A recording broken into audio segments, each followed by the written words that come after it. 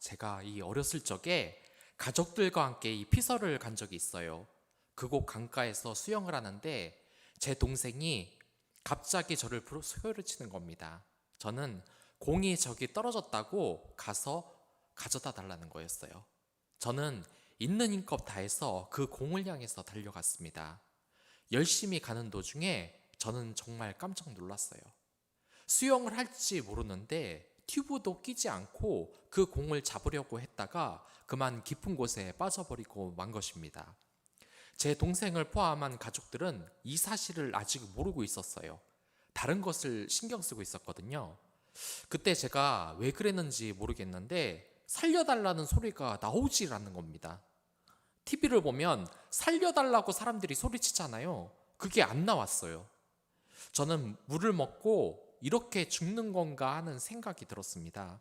이제 이 세상을 떠나겠구나. 내 인생이 10살도 되지 않아서 이제 끝나겠구나 하는 생각이 들었습니다. 그런데 그 순간 누가 끼어들더라고요. 어떤 아이가 왜 이렇게 허우적대냐고 하면서 튜브를 붙잡으라고 합니다. 그래서 저는 그 아이가 끼고 있는 튜브를 붙잡고 무사히 살아 돌아올 수 있었습니다. 그런데 저는 그때 이야기를 부모님한테 솔직하게 말하지 못했어요. 왜냐하면 그것을 솔직하게 말하면 혼날 것이 뻔했기 때문이죠. 그런데 지금 생각해보면 저는 참 나쁜 아이였습니다. 그 아이가 누군지 이름도 물어보질 않았어요. 고맙다고 전하지도 않았습니다. 저는 그 친구를 꼭 한번 만나보고 싶습니다. 그리고 정말 고맙다고 전해보고 싶어요. 우리는 어떤 사람이 우리 목숨을 구해주면 그것을 굉장한 친절이라고 생각을 합니다. 그 은혜는 죽어서도 갚지 못하는 것이에요. 그리고 하나님께서는 우리에게 가장 소중한 이 생명을 주셨습니다. 이것이 얼마나 위대한 친절이라고 할 수 있습니까? 하나님이 우리를 지으셨기 때문에 우리는 그분에게 감사하는 겁니다. 이게 인간의 본성에도 있기 때문에 사람들은 교육을 시키지도 않았는데 이미 하나님의 존재를 알고 있어요.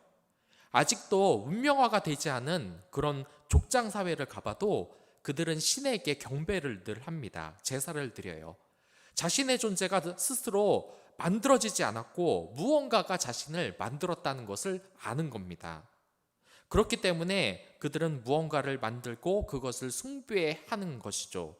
물론 이 하나님이 아니라 잘못된 신에게 경배를 했기 때문에 인간은 신이 있다는 사실을 정말 이 가르쳐주지 않아도 알고 있다고 해도 잘못된 신을 섬기고 있긴 하죠.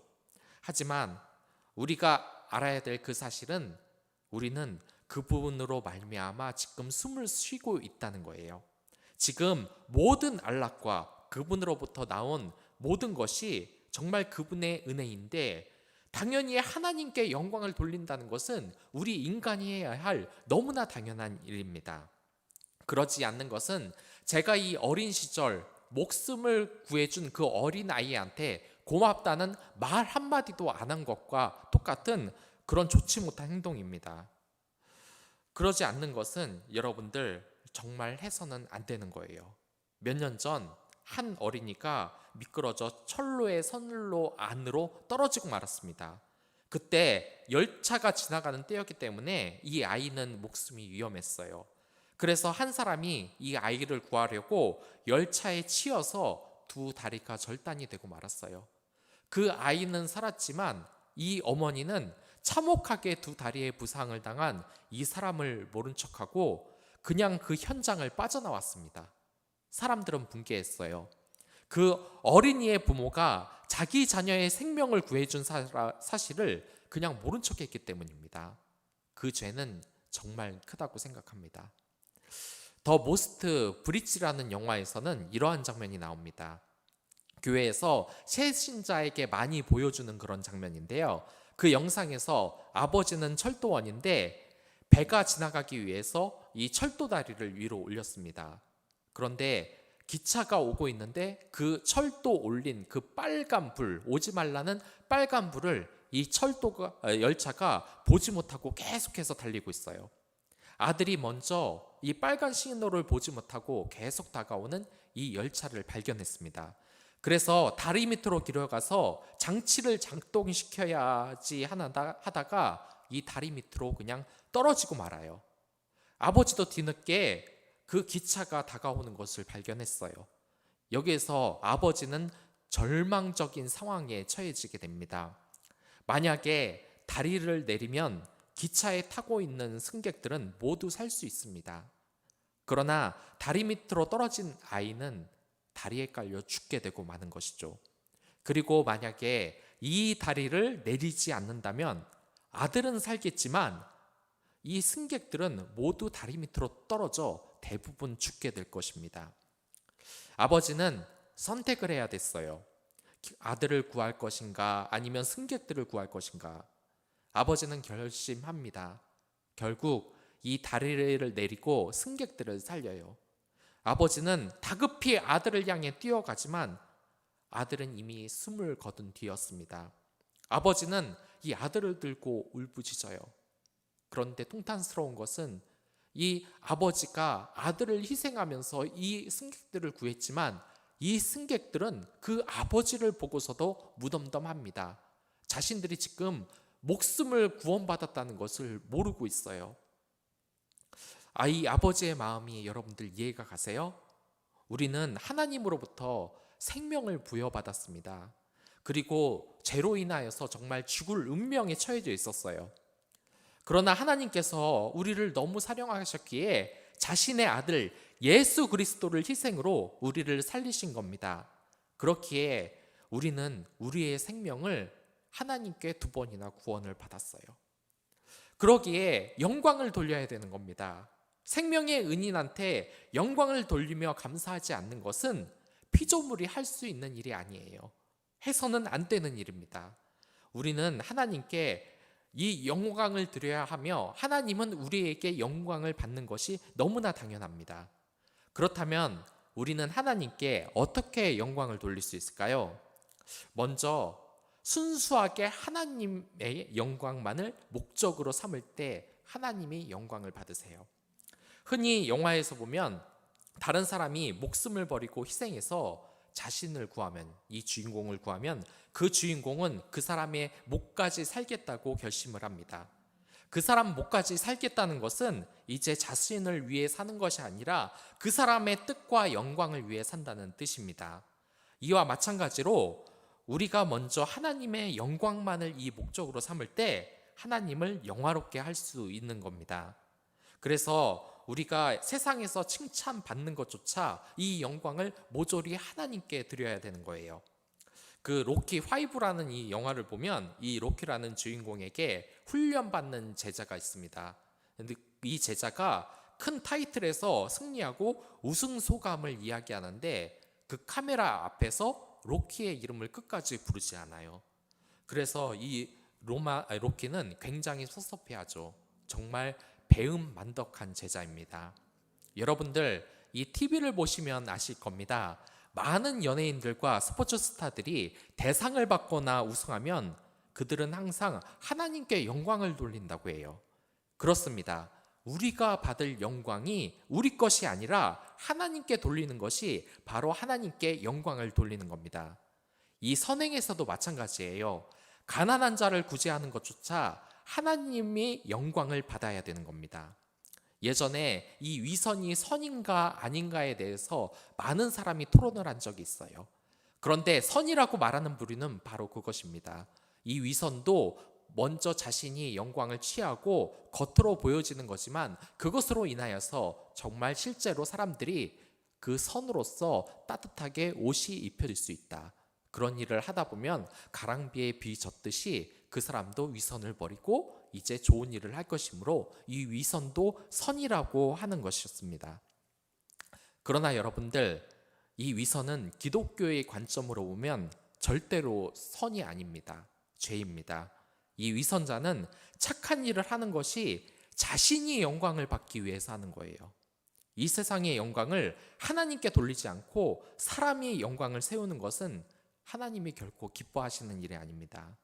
그리고 이러한 위선은 우리에게 결코 좋은 보상으로도 돌아오지 않아요. 예수님이 이 위선에 대해서 언급을 한 적이 있습니다. 예수님은 이 마태복음 6장에서 구제할 때 나팔을 불지 말라고 하셨습니다. 이 나팔을 분다는 것은 자신이 지금 어떤 선한 일을 하고 있는 것을 사람들에게 알리는 행위예요. 그리고 예수님은 위선자, 나팔을 분 사람들에게 이렇게 말합니다. 저희는 자기 상을 다 받았다고. 그리고 자기 영수증을 만들어 이미 지불 되었음과 같다고 이야기합니다. 이미 남을 돕는 대가를 받았기 때문에 이제 이 사람들은 천국에서 그 선행에 대한 보상을 바랄 수가 없던 겁니다. 크리소스톰 주교는 허영심을 인간을 사로잡기 위한 마귀의 그물로 이야기한 적이 있어요. 자기 숭배에 빠지는 것은 가장 큰 죄입니다. 천주교는 저희 이 개신교와 굉장히 닮아 있지만 굉장히 다릅니다. 천주교는 하나님 말씀보다 교회와 교황이 말을 성경보다 우선시해요. 이것은 죄 많은 인간이 하나님의 말씀 위에 서 있다는 것을 말합니다. 그렇기에 이 잘못된 점 때문에 종교개혁이 일어난 것이죠. 성경에서도 사람들이 하나님의 영광을 빼앗기는 것을 두려워하는 사건이 나옵니다. 이 요한의 제자들은 요한에게 걱정을 털어놓아요. 왜냐하면 이 요한은 많은 사람들의 존경을 받았고 많은 사람들이 따랐습니다. 그런데 어느 날 예수라는 사람이 나타나서 이 많은 사람들이 요한을 따르지 않고 이 예수를 따르는 거예요. 심지어 요한의 제자도 예수님의 제자가 됐습니다. 그래서 이 요한의 제자는 그런 것이 걱정돼서 말합니다. 그러자 이 요한이 이렇게 말해요. 그는 흥하여야겠고 나는 쇠하여야겠다. 이게 뭡니까? 하나님의 아들의 영광을 자신이 취하는 것이 옳지 않다고 말하는 거예요. 그렇기에 우리는 노래를 부르는 것도 찬양을 하는 것도 하나님을 영화롭게 하는 것이 그 목적이 돼야 돼요. 이것은 우리의 모든 행동이 오직 하나님께 영광을 돌리는 행위가 되어야 된다는 겁니다. 제가 사목학을 하던 시절 저는 잘못된 가치관을 가지고 있었어요. 과연 이 성경 말씀대로 행하는 회사가 이 냉정한 사회 속에서 생존을 할 수 있을까? 교회는 교회의 법대로 살아가는 것이지만 회사는 냉정한 사회 속에서 회사의 법에 맞게 돌아가는 것이 맞다고 생각을 했어요. 그러나 제가 이 기독교 회사를 다녀본 결과 이 기독교적 가치관을 가지고 회사에서도 하나님께 영광을 돌리는 것이 당연한 사실이라는 것을 알았습니다. 제가 이 교회 욕을 하는 직원에게 들은 말에 따르면 교회 장로가 직원들을 부려먹고 크리스마스 때에도 직원들을 퇴근을 시키지 않고 일을 시켰다고 해요. 이것은 정말 크나큰 잘못입니다. 교회에서만 온화한 미소로 착한 사람이었다가 직장에서 돌변하는 것은 이것은 먹든지 마시든지 무엇을 하든지 하나님께 영광을 돌리는 행위가 절대로 아닙니다. 성경에서도 이러한 이야기가 나와요.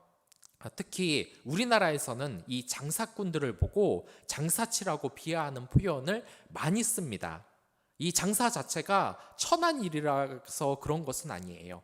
물론 편견으로 인하여서 그렇게 작용을 하긴 했지만 더 큰 문제는 그들이 이 장사를 정직하게 할 줄 모르기 때문입니다. 늘 말로는 남는 게 없다고 하는데 그걸 믿는 사람들이 아무도 없어요. 예전에도 이런 일이 많았는데요. 매매 행위 때 특히 저울을 속여서 장사를 하는 사람들이 굉장히 많았습니다. 이 저울을 보면서 정직하게 계량을 하는 척 하다가 하지만 그것은 절대 그렇지 않았죠. 이런 일은 역사적으로도 매번 있었던 일입니다. 이 미국 백화점에서도 예전에 가격표를 붙이지 않아서 사람들끼리 실랑이를 하는 적이 많았습니다. 어수룩한 손님들은 비싼 가격에 그냥 물건을 살 수밖에 없었어요. 그래서 이 백화점왕 존 워너 메이커는 사상 최초로 이 백화점의 물건에 가격표를 붙여 넣었습니다. 정직하게 장사하는 것이죠. 그는 일하는 것도 하나님께 영광을 돌린 거예요. 이렇게 정직하게 장사해서 먹든지 마시든지 무엇을 하든지 일을 하든지 하나님께 영광을 돌려야 되는 것이 우리의 임무인 것입니다. 그리고 지금 많은 사업이 정직하게 장사를 하지 않아서 욕을 먹는 사람들이 있어요. 예전엔 용산에서 이 전자기기를 하자 있거나 아니면 바가지를 씌워서 파는 사람들을 이제 사람들이 믿지 않고 용팔이라고 부릅니다. 또한 이 폰팔이도 유명하죠. 그리고 인테리어 업자나 중고차 업자 등 이 다양한 분야에서 정말 어수룩한 손님들을 겨냥해서 바가지로 씌우는 그런 사람들이 있습니다. 이 사람들이 만약 기독교인이라면 절대로 그래서는 안 되는 거예요. 그렇다면 사람들이 누굴 욕하겠습니까? 바로 이 교회를 욕해요. 결국 하나님의 이름에 먹칠을 하고 영광 돌리지 못하는 행동입니다. 특히 게으르게 자기 일에 최선을 다하지 않는 사람들은 자신이 하나님께 불명예를 끼치고 있다는 사실을 잘 모르기 마련입니다. 물론 이 퇴근도 하지 말고 죽도록 일하라고 제가 지금 말을 하는 건 아닙니다. 하지만 기독교인들은 자신의 주어진 목에 대해서 열심히 일해야 될 그 의무가 있습니다. 이 예수님께서는 달란트 비유를 통하여서 이 달란트로 장사를 열심히 하지 않고 그냥 게으르게 보관만 하고 있던 그 종을 어둠의 세계로 쫓아내 버립니다. 이토록 하나님께서는 이 일을 근명하게 자기가 맡은 바를 성실하게 해서 하나님께 영광을 돌리라고 우리에게 말을 하는 겁니다.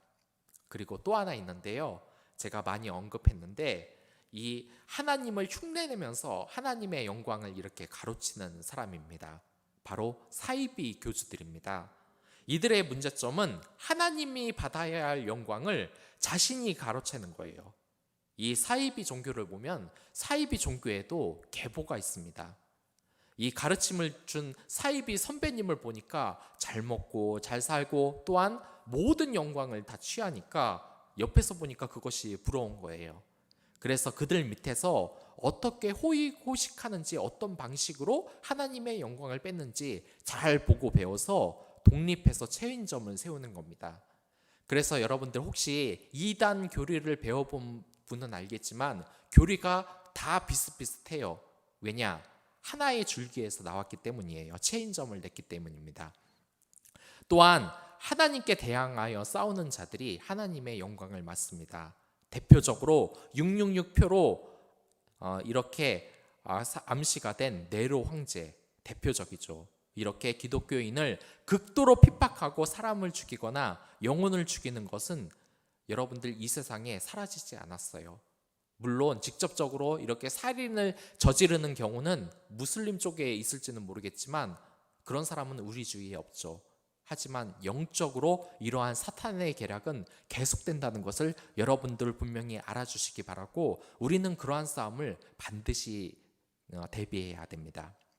그리고 하나님께 영광을 돌리는 그 두 번째는 바로 솔직하게 죄를 고백할 때입니다. 우리가 이 죄인들을 볼 때 특히 싫어하는 부분이 딱 하나 있어요. 그것은 죄를 인정하지 않고 돌려서 말하고 어떻게든 책임을 회피하려고 하는 그 행동입니다. 이 유명한 축구 감독이 있어요. 이 축구 감독은 경기에만 지면은 상대편 선수와 심판 욕을 늘 달고 삽니다. 저 심판은 눈이 어떻게 됐다거나 저 상대편 선수는 독일 나치처럼 우리 선수들을 협박했다. 근데 그 말이 저는 처음에 이해가 안 갔어요. 이 감독 말이 참 마음에 안 든다는 생각을 했습니다. 그런데 이런 일이 몇 번 반복되자 이 감독이 무슨 뜻으로 이런 말을 했는지 나중에 이해가 가더라고요. 이 축구 선수 감독들은 경기를 하고 경기를 지면은 어떻게든 변명을 해야 돼요. 그런데 그것을 자신에게 돌릴 수는 없습니다. 내가 부족해서, 내가 능력이 부족해서 시합에서 졌다, 이렇게 말하면 팀의 사기가 떨어질 뿐만 아니라 이건 자기를 잘라달라고 말하는 것과 똑같은 거예요. 그렇기 때문에 자기 자신을 탓할 수 없습니다. 그래서 대부분의 축구 감독들의 말을 들어보면 그런 말을 많이 합니다. 오늘 경기 전략을 잘 짰는데 선수가 실수해서 저 선수 컨디션이 안 좋아서 왜 저렇게 하는지 모르겠다. 자기 팀 선수들 탓을 합니다. 근데 이것도 별로 현명한 방법이 아니에요. 왜냐하면 내 책임, 그 시합에서 진 책임을 선수에게 지금 떠넘기고 있잖아요. 그런데 제가 아는 그 감독은 단 한 번도 자기 편, 자기들 그 새끼라고 할 수 있는 이 선수들 탓을 저도 단 한 번도 하는 걸 본 적이 없어요. 늘 경기에 저도 그것은 심판이 잘못했다, 상대편 선수가 잘못했다, 언론이 잘못했다라고 말을 하는 겁니다. 그러니 이 축구 감독이 좀 달라 보이더라고요. 이 자기가 잘못한 이 책임을, 물론 자기가 지는 게 가장 좋긴 하지만 이 선수들에게 떠넘기지 않았다는 것, 굉장히 훌륭한 자세입니다. 이러한 것은 대중을 향하여서 자기 잘못을 인정하지 않고 변명했다가 나중에 그 사실이 드러나서 돌이킬 수 없는 그런 이미지가 망가져버리는 연예인에게도 볼 수 있어요. 처음부터 그냥 잘못을 했다고 인정을 하면 되는데 더 이상 욕은 안 먹었을 텐데 정말 끝까지 변명을 해서 사람들의 화를 돋구는 겁니다. 이 세상 사람들 그 정도로 바보가 아니라는 걸 그 말하는 사람만 모르는 거예요. 그리고 회사에서건 직장에서건 군대에서건 무슨 실수가 나오면 하는 행동이 둘 중에 하나예요. 책임을 다른 사람에게 미룬다든지 자신의 잘못을 어떻게든 축소해서 없는 것처럼 말하려고 하고 노력을 하는 것이죠. 이 하나님에게도 마찬가지입니다. 우리가 죄를 지었는데 그 잘못에 대해서 끝까지 변명하고 잘못이 없다고 말하는 것은 이 하나님께 영광을 돌리는 행동이 결코 아니에요. 하나님은 겸손하게 자신의 죄를 말하면서 무릎 꿇는 자를 사랑하십니다. 기뻐하세요. 자신의 죄를 숨기기 위해서 끝까지 변명하고 거짓을 행하는 것은 하나님이 용서치 않으십니다. 그것은 하나님께 영광을 돌리는 행위가 아니에요. 그리고 세 번째, 어떻게 하나님께 영광을 돌리냐면 믿음으로 하나님을 영화롭게 해드릴 수 있어요. 우리가 하나님을 믿는 것이죠. 저는 그 친구에게 들었는데, 친구가 디자인 회사에 다녔는데 직장의 상사가 그 어느 날 디자이너를 찾고 있다고 자꾸 그러더라고요. 그런데 그게 좀 이상했다는 거예요. 이미 팀 내에 디자이너가 있는데 이 상사가 이 디자이너는 쏙 빼놓고 다른 디자이너 누구 있나 자꾸 찾아보고 일을 시키려고 하는 거예요. 그게 왜 그랬냐면은 이 디자이너가 좀 괴짜 같은 성격을 가지고 있어요. 그래서 이 상사는 이 자기 부하인 이 디자이너가 왠지 못마땅했어요. 잘 믿기지가 않았습니다. 근데 그 친구가 말을 하는데 이 디자이너가 성격은 약간 괴짜 같아도 실력은 진짜 충충하다고 업계 내에서 최고라고 추켜 세웠습니다.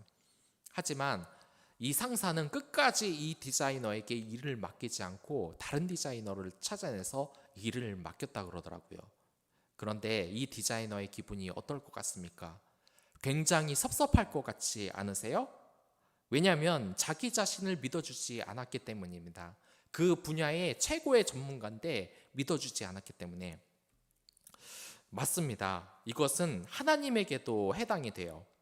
마찬가지로 예수님께서는 이 하나님의 아들로 이 땅에서 정말 인간은 할 수 없는 하나님의 아들만 할 수 있는 여러 가지 이 표적을 행하고 또한 부활까지 보여주셨습니다.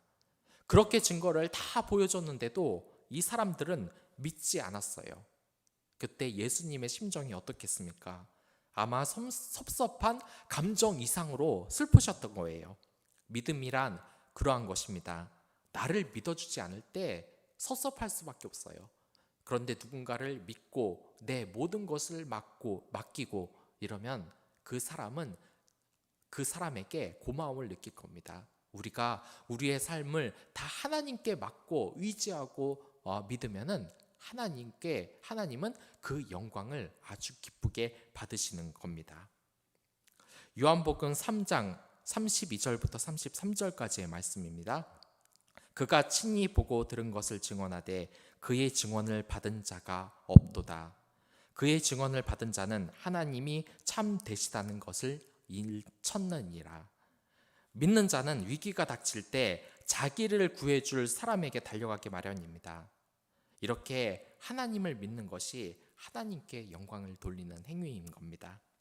그렇기에 우리는 하나님께 영광을 돌리기 위해 첫째, 모든 삶은 하나님의 영광을 위해 살고, 두 번째, 죄를 자백하고, 세 번째, 믿음으로 고백을 해야 되는 겁니다.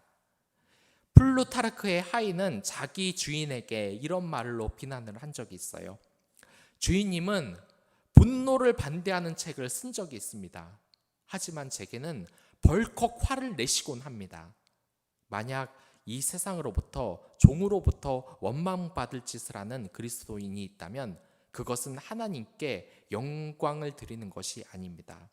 그렇기에 우리는 집안의 가장으로서, 어머니로서, 자녀로서, 또한 제각각 회사에서 직원으로서, 상사로서, 선생님으로서, 학생으로서 하나님께 영광을 돌려야만 합니다. 모든 부분에서 말이죠. 이렇게 모든 영광을 돌리는 행위는 반드시 즐거워야 돼요. 맨날 축상으로 교회 나가고, 또한 성경 읽고 기도하고 억지로 이웃사랑을 하면 그것 또한 하나님께 영광을 돌리지 않는 것을 여러분들 기억해 주시기 바랍니다. 하나님께 영광을 돌리는 의미를 되새기면서 잘못된 이단 사상에 빠지지 않도록 오직 그분만이 영광을 받을 수 있다는 사실을 기억해 주시길 바라겠습니다. 그럼 다 같이 기도하겠습니다.